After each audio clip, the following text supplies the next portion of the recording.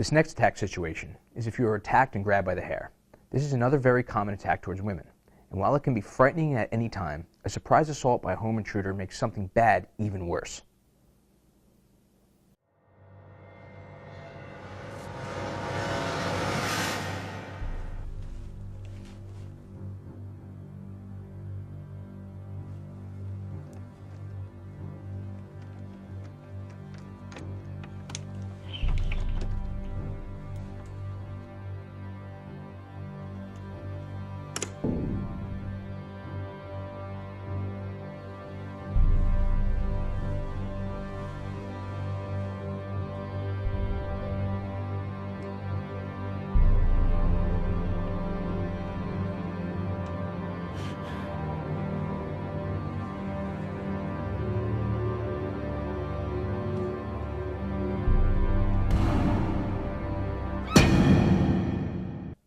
As I said before, the surprise element of this attack makes it that much worse. The good news is that the close combat self-defense is the same whether you're attacked on the street, in a bar, or in your home. Practicing different by-rote defenses is just plain ridiculous in fear-induced situations. You need non-specific scenario defenses that will get you through a situation like this. When you're coming down the stairs and the person grabs your hair, the only reason they're able to get your hair is because it is a surprise. Most of the time, if you are talking to somebody and they reach your hair, you can do multiple things, even as simple as just stepping back to avoid it or whatever else. But if you are grabbed by the hair, the most important thing you have to do, and it's conveniently because it's natural, is to lessen the pressure on your hair. Right? So by grabbing my hand and pushing it close to your head, right, it automatically stops me being able to do any damage by pulling your hair. The more important part, what this does, is if you notice, keep on grabbing, is that Elisa, by doing this, it naturally covers up, right, her other vital areas, which are, her sternum, her solar plexus, and her head and shoulders. So whether I'm going to smack or punch or whatever else, she's pretty well covered. All right, next, what you're going to do is once you get over the initial shock, because you're now protected, right, now you have to, just like everything else, drive right back into the attacker, or else nothing's going to happen. The worst thing that you can possibly do is keep on holding on, is if they start pushing you back. You have to take a stand and you have to go forward.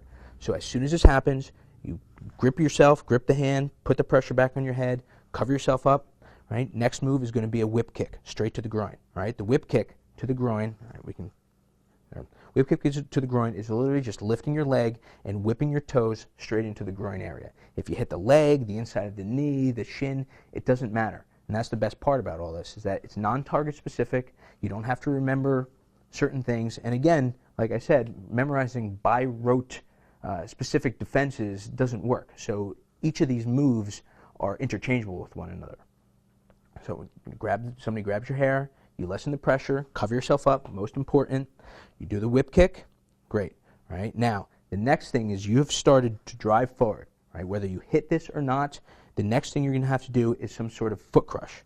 Right? So you're going to stomp there, right? And you're going to stomp right on, it doesn't matter again, right? Your target that you would naturally want it to do is the smaller bones of the foot, right? But if you hit the shin or the knee or anything else, again, it doesn't matter. Even if you completely miss, the point of it is that, at least just do the foot stomp from there, right? Is that she is now driven forward. All right, it has now crossed my center line if I'm attacking her. So if I'm still holding onto her hair and she's holding on that, she has now driven through me and is putting me back on my heels. And that's the way she's going to win this attack situation.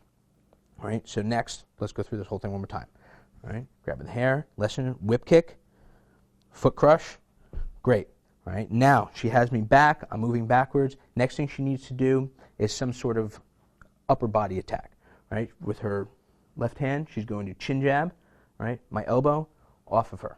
All right, the chin jab again. All the chin jabs on this tape are you're pulling your arm in tight to your side and you're shooting right out and then clawing if you can. All right, so the chin jab on the elbow, same thing. So do the foot crush one more time first to get in position. Great. Now you're going to chin jab the elbow right off. Now this automatically goes into an edge of hand.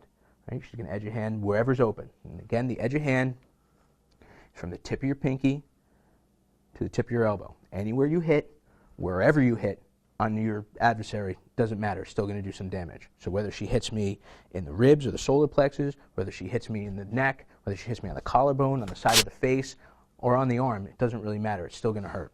All right, so one more time.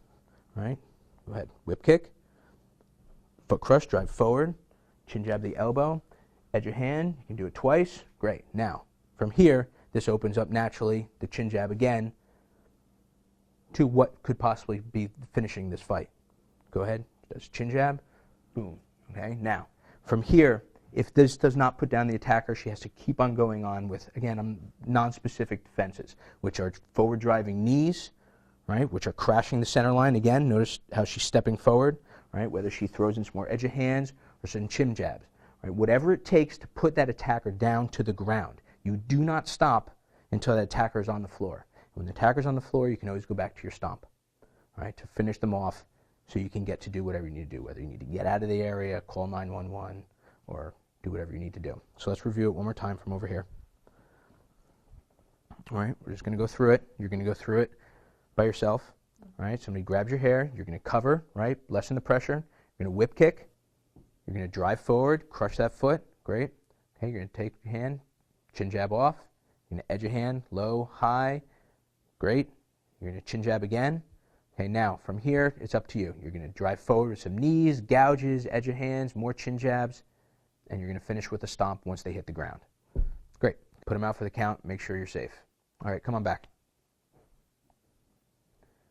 It's very, very important for you to realize that all these moves and techniques are completely interchangeable. There are no rules in a real life or death attack situation, so there cannot be any rules on how or what you do to survive. Memorizing an exact sequence of techniques is absolutely ridiculous and does not work. If you only feel comfortable with the edge of hand, then that's all you do.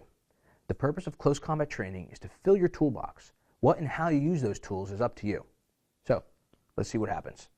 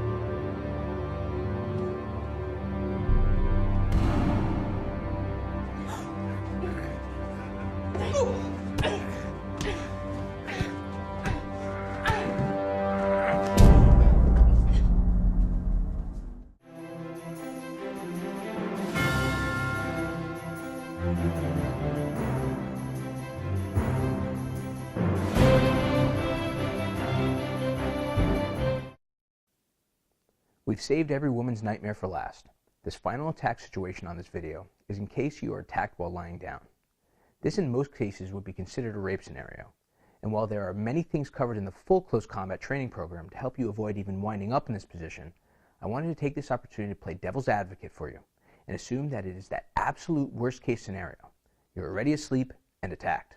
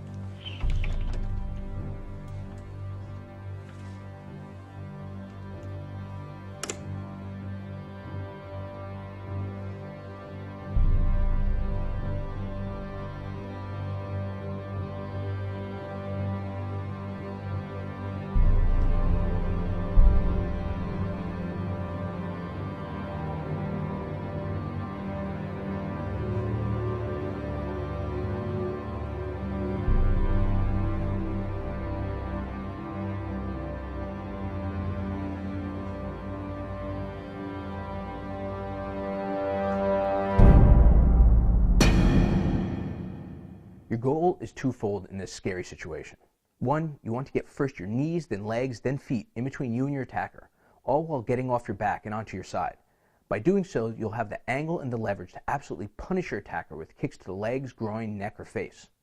Your second objective is to get to your feet at all costs, and as always, drive the fight back into him. Here we go. You're laying down in the bed, all right? Like I said, number one, you need to get your feet, then your knees and your legs in between you and your attacker. And the only way to do that is to get to your side. So you're going to get to your side and form a frame. If you look, she has a strong triangular position here on both her back arm and her front leg. This is going to allow her to keep her head and shoulders off the ground and give her enough leverage to start delivering some top kicks, right, which are sort of like a jab, and then bottom kicks, which are more like a cross or a thrust. Right? This is what's going to keep your attacker off. If they press the attack into you, you always have your top hand, right, to force them back off. You can drive your knees back in and then regain posture while you're kicking and thrusting with your bottom leg to keep them off of you. Next, you want to get to your feet. And to get to your feet, it's very simple. It's still a process. You're going to keep your frame. You're going to lift yourself up, and you're going to pop your bottom leg through and then stand right up. If you notice now, Elisa's in a perfectly bladed position, so now she can start delivering some edge of hands, all right, some chin jabs, all right, and even some knees. She's going to continue doing that until her attacker drops. Then she's going to stomp his lights out and get out of there. All right, let's see it in action.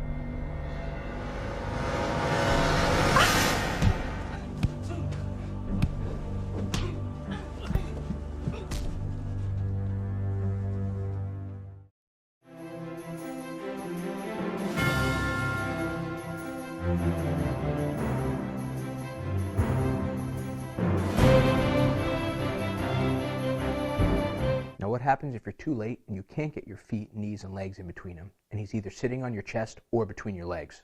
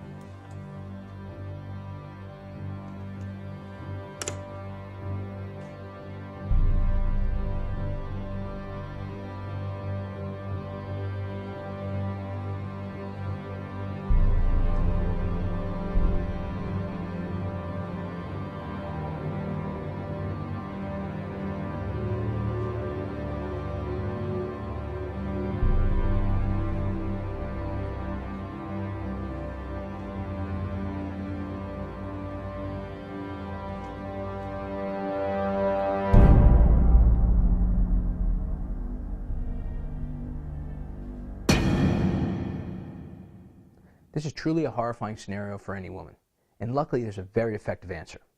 Whether he's sitting on your chest or in between your legs, your first protection priority is your head.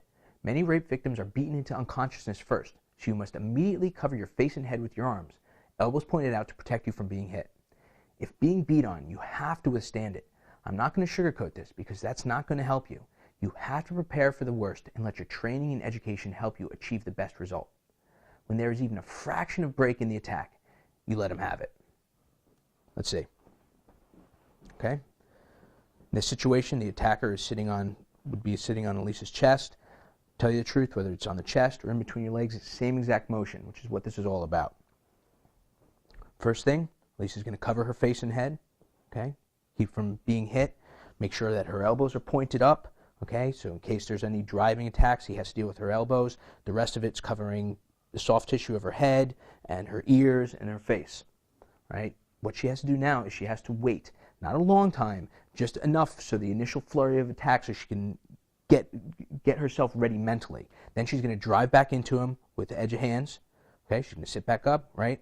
Whether they're vertical edge of hands, straight in, whether they're to the side, these are all aimed at wherever you can hit. Neck, face, arms, body, it does not matter. Because all you're doing now is getting to drive the attacker back, all right, and off of you. Because now you're going to lay back down, you're going to slam your feet into the ground and pop your hips up and turn. All right, if it doesn't work one way, you're going to go the other way.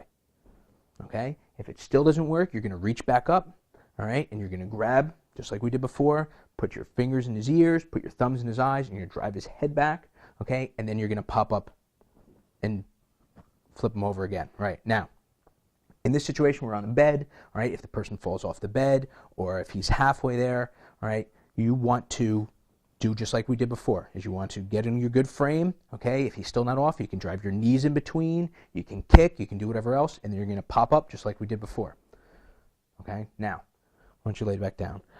What if you turn him over, maybe he doesn't go off the bed, maybe he turns over this way, turn him over and you wind up in between his legs, all right? So turn over, you're on your knees, all right? It's fine, all right? And so basically, your attacker's laying this way or whatever else. And now you have to get out. It's very, very easy. You start at the top and you start hacking with your edge of hands to the face. You can dig your hands back in the eyes, especially if your thumbs back in the eyes, especially if they're already. Slam, bounce the head off the ground, whether it's on the ground or in the bed. Still going to have that whipping effect. Drive your thumbs in deep. Remove one hand. Hack the head. Hack the face.